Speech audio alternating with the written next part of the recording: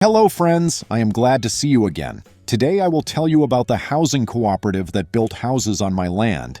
If you had strolled past my old family pasture last spring, you would have seen nothing but knee-high fescue waving under the Kansas-level sun, a rusted mailbox with my late granddad's initials, and a crooked sign that read, "Private No Trespassing Surveyed."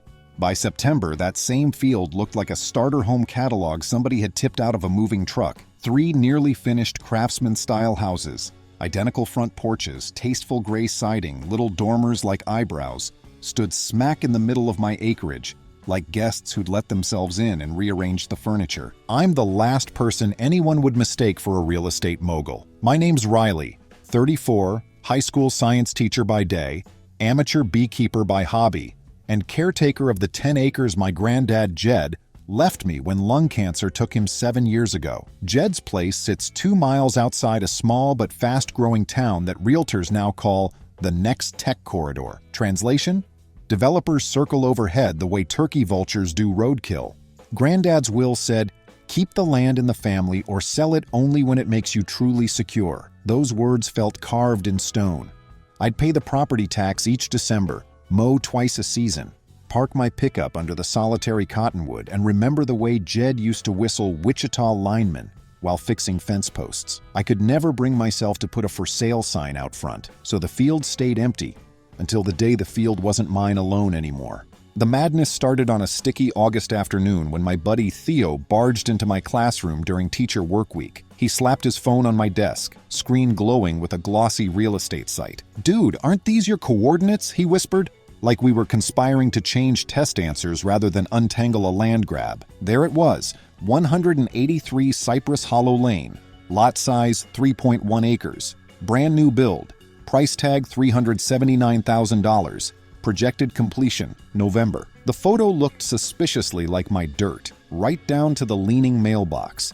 Except the address listed a street that had never existed. My stomach did that roller coaster drop most people pay admission for. By 5 o'clock, I was rattling down the county road, chewing the inside of my cheek. Sure enough, where pasture once stretched unbroken, a fresh-poured curb now curved like a grin, leading to 3 half-finished houses. A contractor's banner flapped from a temporary chain-link fence. Whispering Creeks at Monarch Ridge, a Jimson Communities HOA neighborhood. I parked outside the fence, climbed out, and surveyed the scene. Up close, the builds looked sturdy. Roof trusses, Tyvek wrap, vinyl windows already in. A forklift beeped somewhere behind Lot 2. 2 guys in neon vests paused to stare at me. One raised a thermos in greeting, clearly thinking I was just another looky-loo dreaming of an open-concept kitchen. I tried to breathe. Maybe Monarch Ridge owned the frontage I never noticed. Maybe I misread Theo's map pin. I pulled out my worn folder of deeds, surveys, and tax receipts I'd grabbed from my home safe. Coordinates matched, boundaries matched. If my documents were right, the first house's master bath sat exactly where Jed and I once buried a time capsule containing my 3rd grade report card and a Kansas City Chiefs ticket stub. I wave-motioned the nearest vest. "Hey, can I talk to whoever's running the site?" 10 minutes later, a tall woman with a clipboard strode over. She introduced herself as Paige, project manager for Jimson Communities. Polite but hurried. "I think you're building on the wrong land," I blurted, handing her a copy of my deed. "I still pay taxes on this parcel." She scanned the page, brow furrowing only slightly. "Our title work shows Jimson purchased these 3 lots from Monarch Ridge HOA last year. The parcels came from an abandoned property." "Abandoned?" I scoffed. "I mowed it yesterday." Paige sighed. "Look, I'm not a lawyer, but everything cleared the county recorder's office.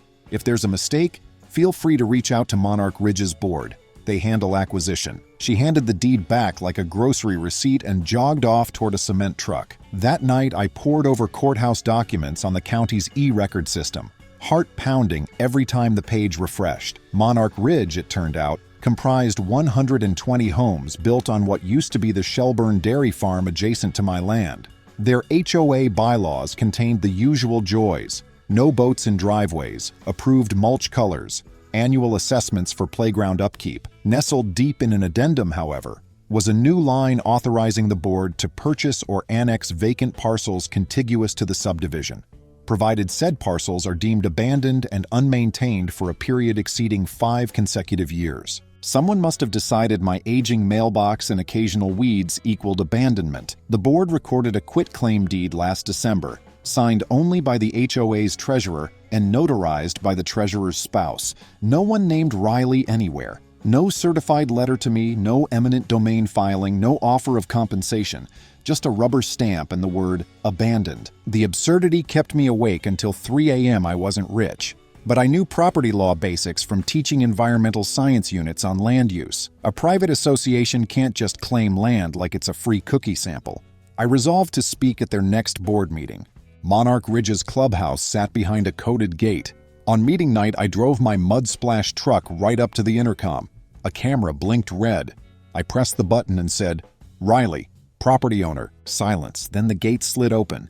Inside, the clubhouse smelled of lemon cleaner and new carpet. 20 residents in golf polos clustered around folding tables while a 5-member board sat on a dais. I recognized Paige, the project manager, at the edge of the room, evidently presenting build updates.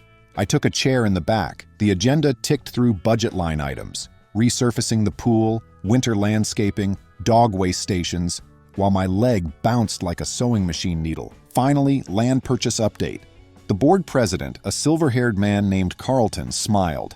"We're thrilled to report construction on Cypress Hollow is ahead of schedule, and projected sales will replenish our reserve fund." I raised my hand. Carlton looked startled but nodded. "My name is Riley," I said loud enough for the laminated tables to rattle. "I own parcel 1704-332, where you're currently erecting 3 homes. Here's my deed, tax bills, and a time-stamped photo of me mowing 2 weeks ago. Your claim of abandonment is false." Whispers rippled. Carlton kept his politician smile. "Sir, our legal counsel confirmed the land was unoccupied and neglected for over 6 years. If you believe otherwise, you can file an objection with the county." "I'm not here to object," I replied. "I'm here to tell you you're building trespass structures worth $1 million combined on my property. You need to stop work immediately, restore the land, and compensate me." A woman in a lavender cardigan, board secretary according to her name tag, leaned toward the mic. "Our bylaws grant us annexation rights. Your bylaws don't override state real property statutes," I shot back. "Nor do they negate the Fifth Amendment's takings clause. You never even attempted notice." Carlton's smile slipped. "We acted on advice of counsel." "Then both you and counsel acted negligently. Consider this your formal notice of trespass." A tall man in the audience stood. "If this guy's right, doesn't that put us on the hook for damages?" Lavender Cardigan waved him down. "We'll handle this offline." I tucked my paperwork into a leather folio. "You have 48 hours to cease construction. Day 3, I file for an injunction." Outside, night chorused with crickets. Under the street lamp, my truck looked scruffier than usual next to Monarch Ridge's lineup of SUVs. As I pulled away, a headache spread behind my eyes, equal parts fury and disbelief. True to their arrogance, construction continued. Forklifts beeped at dawn. Roofing crews hammered shingles. A sold sign popped up on the first lot before lunchtime Friday. I took photos, noted license plates, time-stamped everything. At 8:01 Monday, I sat in the office of attorney Geneva Bright, a property rights bulldog recommended by Theo's cousin. Geneva flipped through my folder, lips pursed. "Quitclaim deed with no grantor signature. Absurd. They recorded the instrument, but recording doesn't validate a void conveyance." She tapped a red nail on Carlton's signature. "And notarized by his spouse, conflict of interest. We'll file for a temporary restraining order to halt construction, plus a civil complaint for ejectment, quiet title, and damages." I leaned forward. "How long are we talking?"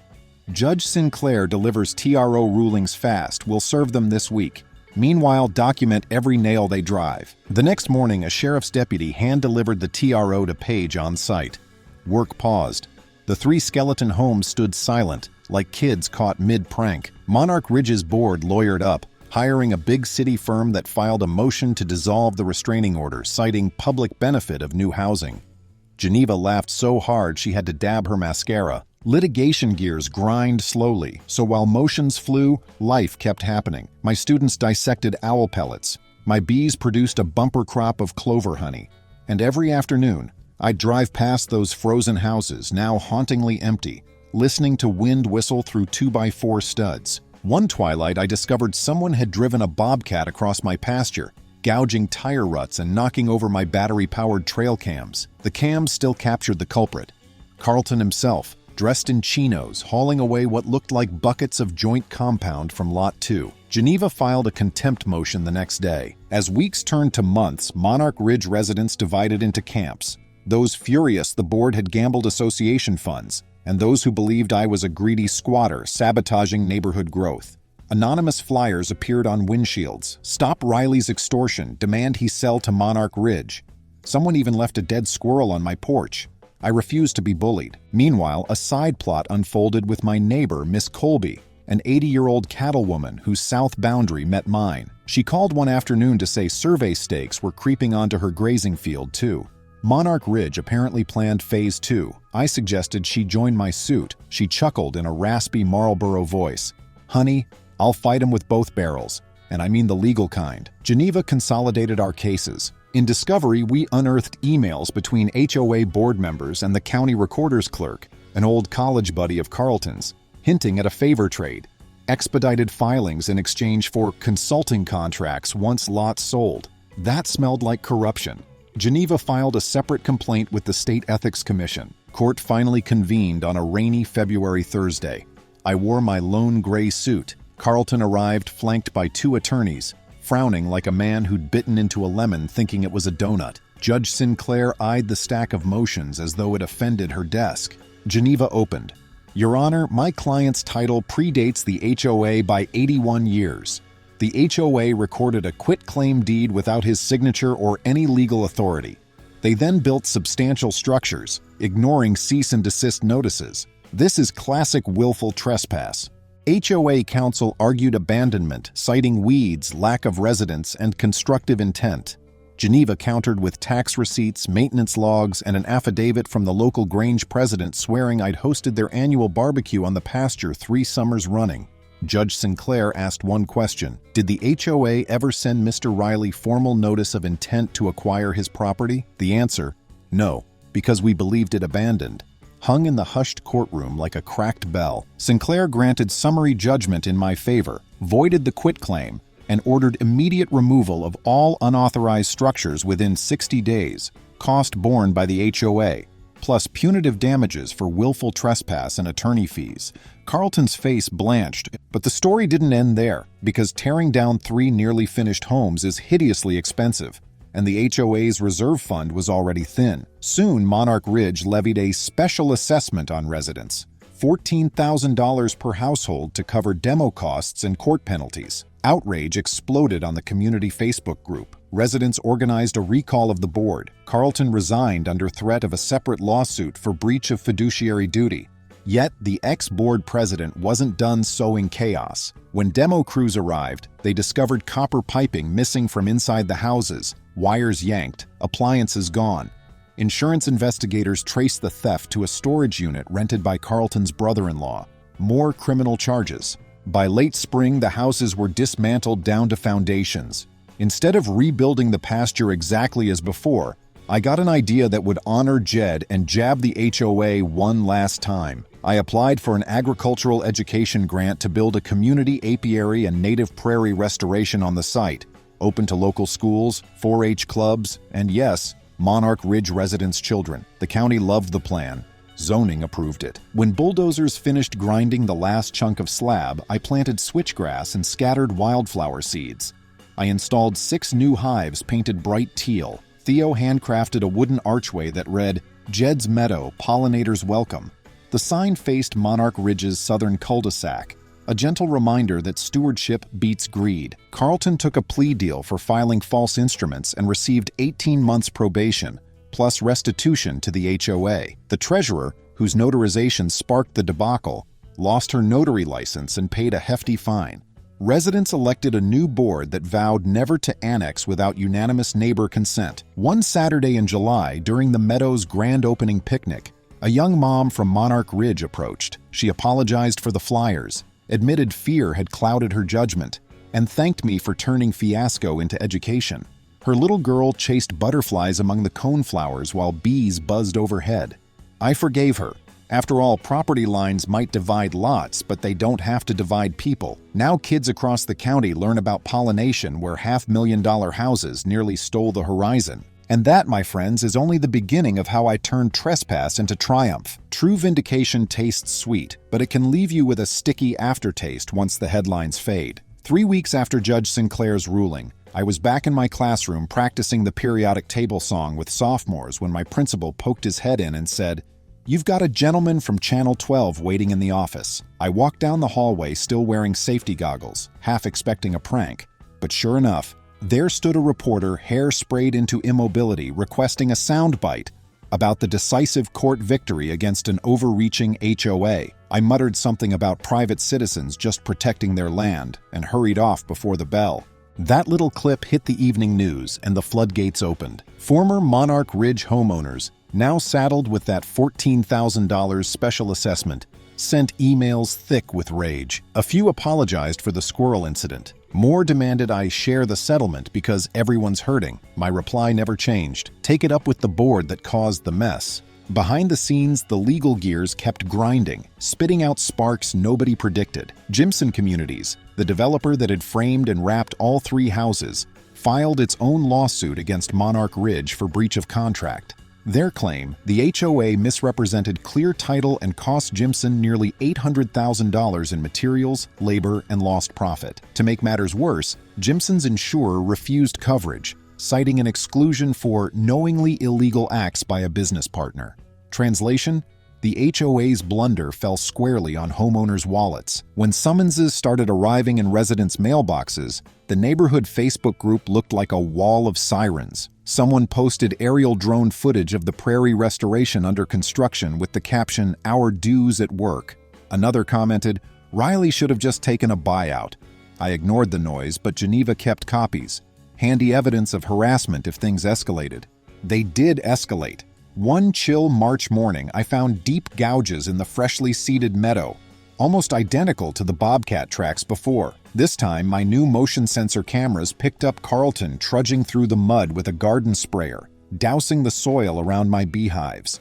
I ran soil tests at the county extension office. The sample lit up for a herbicide blend strong enough to scorch roots for a year. Geneva drove straight to the DA's office with the footage. Probation violation, criminal mischief, trespass.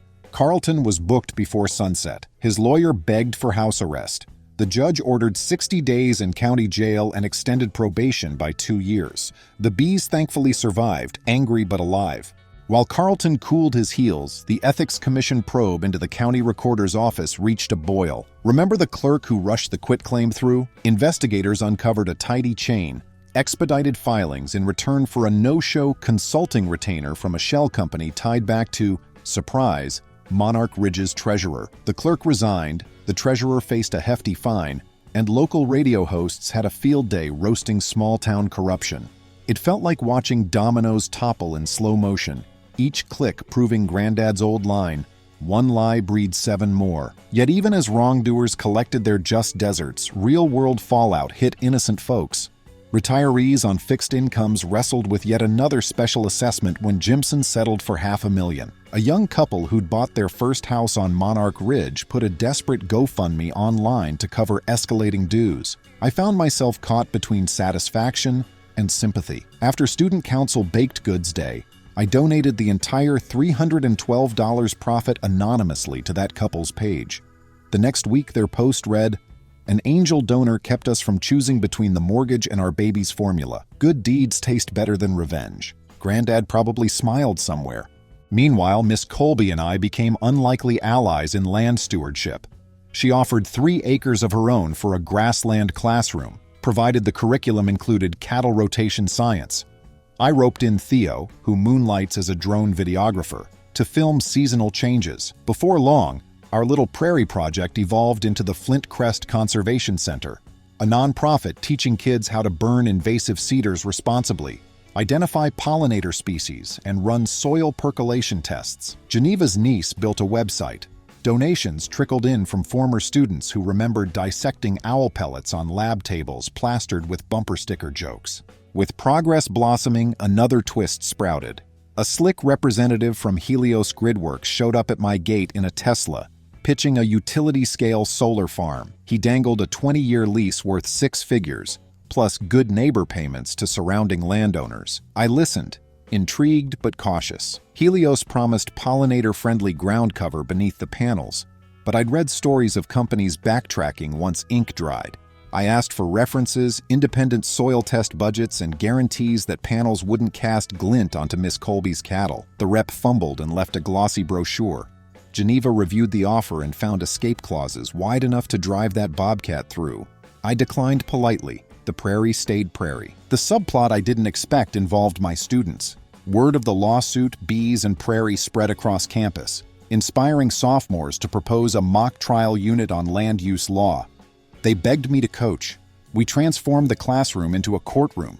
Painter's tape for the bar, borrowed gavel from the theater department. Students drafted opening statements, cross-examined papier-mâché witnesses, and deliberated whether an imaginary HOA could annex a skate park. Watching them argue case law made every late-night brief worth it. One quiet kid named Morgan told me, "I never knew regular people could stand up to bullies with just paperwork." I wrote her a glowing recommendation for a summer law camp. Around the same time, I received notice of an upcoming bankruptcy hearing for Monarch Ridge. Facing the Jimson settlement, mounting legal fees, and homeowner revolt, the board filed for Chapter 11 restructuring. Residents voted to replace HOA governance with a property owners association. Smaller budget, lean rules, no annexation powers. Geneva and I attended the hearing as creditors. When the fluid legalese ended, we emerged with a payment plan. The HOA would cover my punitive damage award over 5 years, secured by liens on common areas. If they defaulted, I could foreclose on their tennis courts. That possibility kept the new board extremely polite during every future encounter. Spring thaw gave way to riotous bloom across Jed's Meadow. Purple coneflowers danced with black-eyed Susans. Bumblebees wobbled like tiny zeppelins. One Saturday, I hosted an open gate day for Monarch Ridge families, hoping to build bridges.